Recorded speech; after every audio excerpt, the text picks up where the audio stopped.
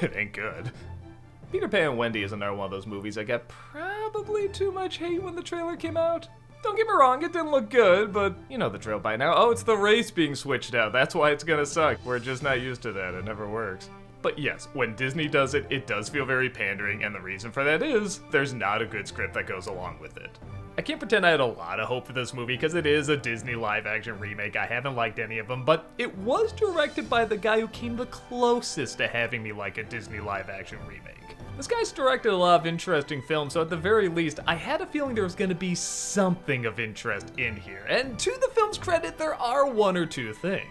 Actually, I take it back, there's 3 or 4 things, or actually there's 5 or 6 things. I'll admit, there's a lot of stuff in this version that could be pretty fascinating, especially with this director. But that's one of the problems. Any of these changes is so big enough and interesting enough, it could kind of fill a movie in and of itself. But instead, they try throwing all these changes at you while also still trying to be the Disney property, the typical story that you've heard a million times. And these changes with this story just don't work.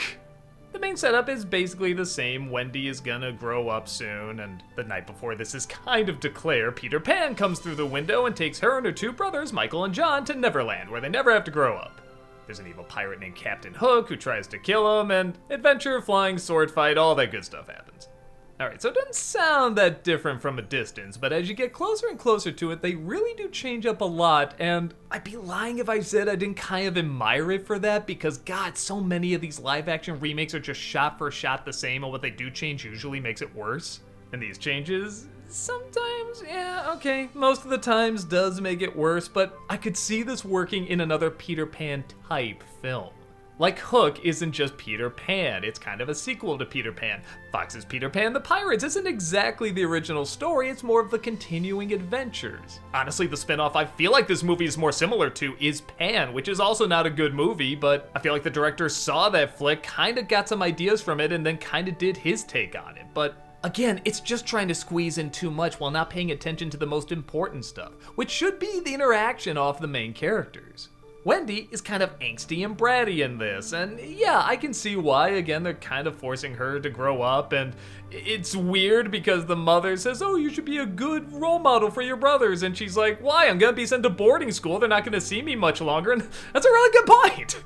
But kind of the proper, smart, delicate person that's supposed to be very mother-like to the Lost Boys, that's not really here much. He more wants to go on adventures and play with her brothers, which I guess is fine, but that doesn't really balance out Peter Pan then, who's played kind of odd in this. Half the time his performance kind of works because it always looks like his mind is somewhere else, like he has extreme ADD, like he's always thinking of the next thing, and that's kind of how I see Peter Pan. But the other half of the time, it looks like he's just trying to remember his lines. Like there's some emotional moments that are supposed to hit really hard, and he just has the same distant expression when he should be really focused on the emotional moment at hand. There's a moment where one of the Lost Boys says, oh, he must be angry, he slammed the door, and I was just thinking to myself, was he? He said that line exactly how he said all the other lines. Michael and John might as well not even exist. They're just pawns to be tossed around in this. They have little to no personality.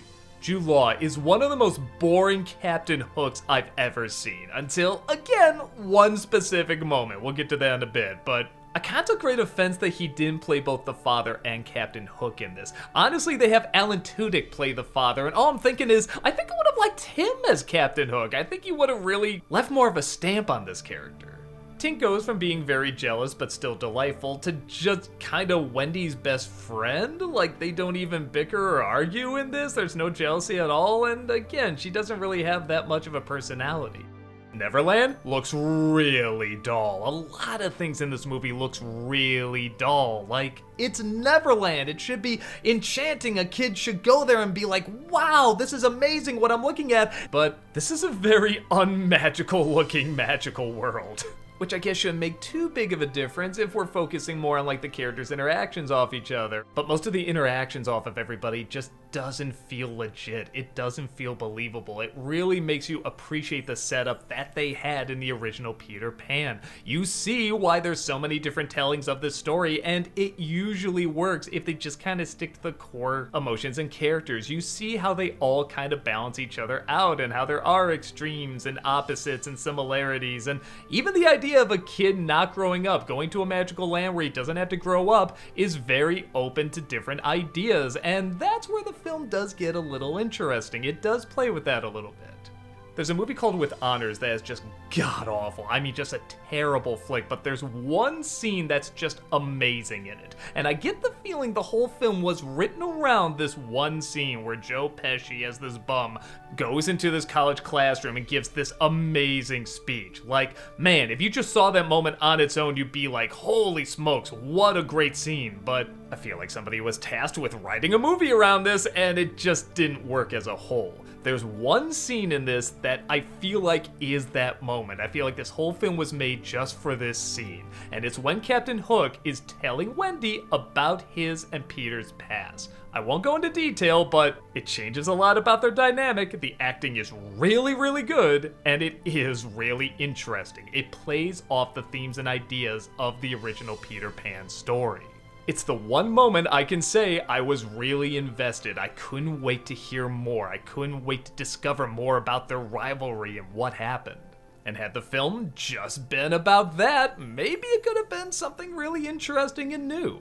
The Lost Boys in this one, it turns out, aren't all just boys, and Wendy points it out, and they're like, so? And she's like, okay, and on the one hand, I almost like that, because that seems very kid-like, like that would be their response to it. But on the other hand, wouldn't it be more interesting if they did dive into that? Given this time period, like maybe there were girls who were more boyish and they kind of escaped to Neverland, and that could be an entire movie. Honestly, Wendy just being really bitter that she has to grow up could be a movie in and of its own. Hook and Peter's backstory could have been a movie of its own. So many of these changes would have been fine if they just had that one change and made that the movie.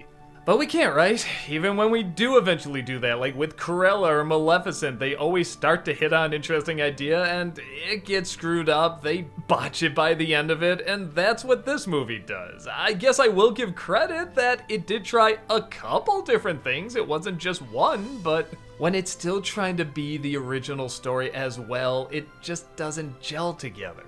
The pacing is all over the map. We go from the mother singing the kids a lullaby to suddenly Tinkerbell appearing at the door. And I'm like, wait a minute, that's it? We didn't have any build up to Peter and Tinkerbell showing up, but I mean, they're just kind of there? There's so many moments like that either aren't allowed to breathe enough or breathe too much or just suck out all the charm because I don't really believe any of these people have chemistry together.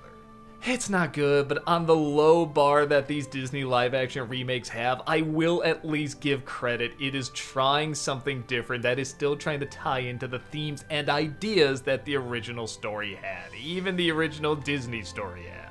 Maybe one day one of these live-action remakes will finally hit upon something good, but much like a dead fairy, I just don't believe in this.